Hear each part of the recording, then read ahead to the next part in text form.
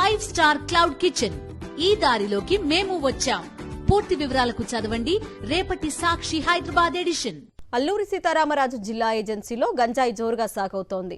గంజాయి సాగును అరికట్టడంలో కూటమి ప్రభుత్వం మాటలకే పరిమితం అవుతుండటంతో ఏజెన్సీ ప్రాంతంలో గంజాయి విచ్చలవిడిగా సాగుతోంది. చంద్రబాబు ప్రభుత్వం 100 రోజుల యాక్షన్ ప్లాన్ అటర్ ఫ్లాప్ అయింది.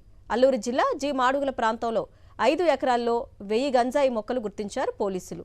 డ్రోన్ కెమెరాతో తీసిన గంజాయి సాగు దృశ్యాలు ఇప్పుడు వైరల్గా మారాయి. ఇదే అంశానికి సంబంధించిన అప్డేట్స్ మా ప్రతినిధి నరేష్ అందిస్తారు. నరేష్,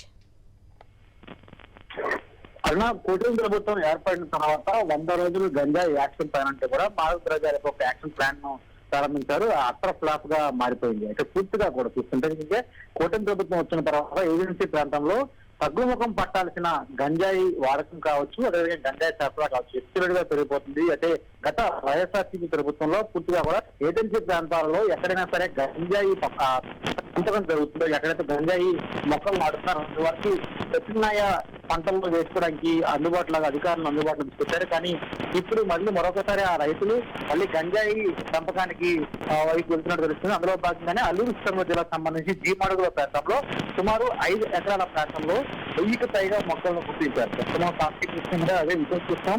అయితే ఈ 1000కి పైగా మొక్కలు కేవలం కనిపించిన మాత్రం కనిపించకుండా కొండ చోట్ల అదేవిధంగా చాలా చోట్ల కూడా అనేక ఎకరాల్లో కూడా ఈ విధంగా గంజాయి సాగు జరుగుతున్నట్టుగా మా పోలీసులు గుర్తించడం జరిగింది. అయితే ఒకవైపు నగరం నడిబొడ్డులోనే కుదురుగా విశాఖపట్నం ప్రాంతానికి సంబంధించి కేజీఎఫ్ వెనుక భాగంలోనే కొంతమంది యువకులు గంజాయి సంపకం చేసినట్టుగా గంజాయి సాగు చేస్తున్నట్టుగా గుర్తించింది.